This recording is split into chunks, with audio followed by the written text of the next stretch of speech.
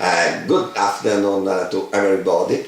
First of all, I would like to thank UNEP for inviting me to this event to launch the platform for sustainable performance in education. My greeting to all the participants at this meeting and my apologies for not being able to attend. I hope that the platform for sustainable performance in education is a great success, and I invite you all to attend the 7th World Environmental Education Congress on 9-14 June 2013 in Marrakesh, Morocco. The Congress will be held under the royal patronage of His Majesty King Mohammed VI and under the presidency of Her Royal Highness Princess Lala Hasna, President of the Mohammed VI Foundation for Environmental Protection. It is the first time that the Congress is held in a country of Arab Muslim culture. In Marrakesh, it will also be our pleasure to host two important side events of the UNEP Environmental Education and Training Unit. The first is the side event that has as partner more than 120 universities belonging to the Global Universities Partnership on Environment and Sustainability. The second is the side event that has as partners the Association of African University and the more than 80 universities involved in mainstreaming environment and sustainability in African universities. It's with great pleasures that we welcome the commitment of United Nations Agency, of a number of international regional organizations and our many colleagues around the world. University play a key role. Fittingly, the Higher Education Sustainability Initiative and the Global Universities Partnership on Environment and Sustainability were launched during the conference in Rio. And fittingly, the Platform for Sustainable Performance in Education aims to promote innovation, assessment, reporting system, and the integration of environment and sustainability concerns into higher education. In short, in Marrakesh, at the 7th Congress, we will be able to meet and continue the work that you are carrying forward. The World Environmental Education Congresses have taken place periodically since 2003. Therefore, this year, with the 7th Congress, we celebrate 10 years of congresses that have always had broad participation from all continents. We are already working on the congresses for the years ahead, and we hope to continue to be useful and better able to contribute to the growing effectiveness of formal, non-formal and informal education system as regards the themes of the environment and sustainability.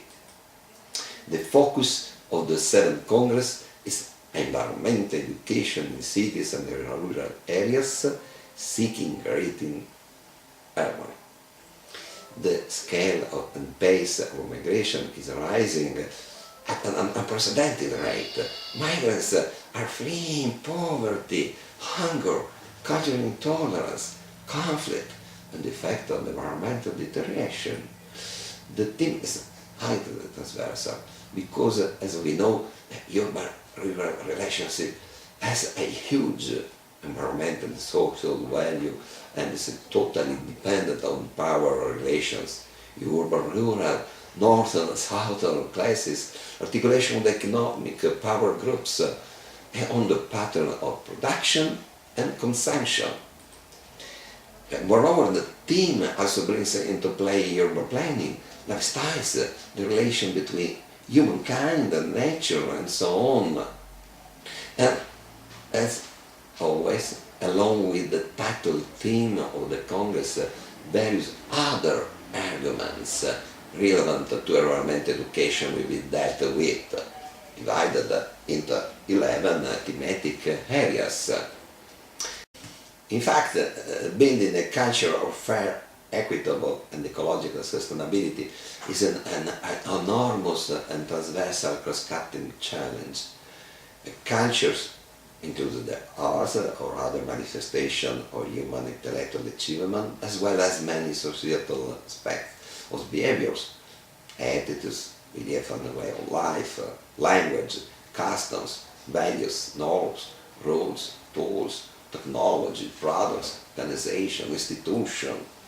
Consequently, the aim of the congresses is to encourage a discussion amongst everyone involved in environmental education and sustainability, universities, public institutions, local communities, NGOs, schools, parks, thematic or territorial networks, professional associations, institutes and research centers, mass media, businesses, and so on.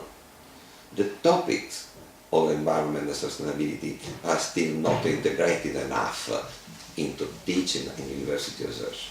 Just as environment and sustainability have not yet sufficiently penetrated into the practice of the political class throughout the world, into the media, into the economy, where the classic economic theory is still the mainstream view.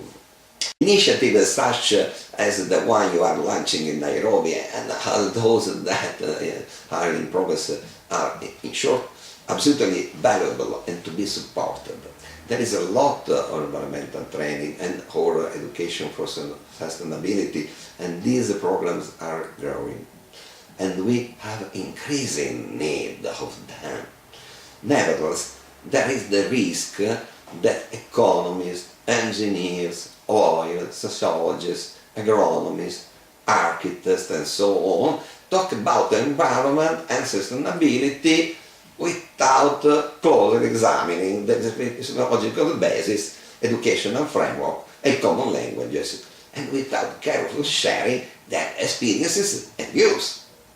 Scientific literacy may be inadequate, but on the other hand, the view of science is generally still positivist, non-holistic, deterministic. Environmental education finds itself working in an unsustainable society, in which there is dramatically little attention paid to how human action affects the planet. It is a society in which there is still need of sufficiently clear and above all a shared social model of eco-compatible hierarchies of values and criteria for understanding the world. The very concept of sustainability itself is in evolution. It can be defined in a number of ways. And the theoretical references, methodologies, applied science, and real practice of environmental education are also evolving. It is becoming ever more obvious to our international community of experience and research that environmental education is seeking new ways to interpret human action, the impact that this action has on various spheres of life, and the quality choice that determine this impact.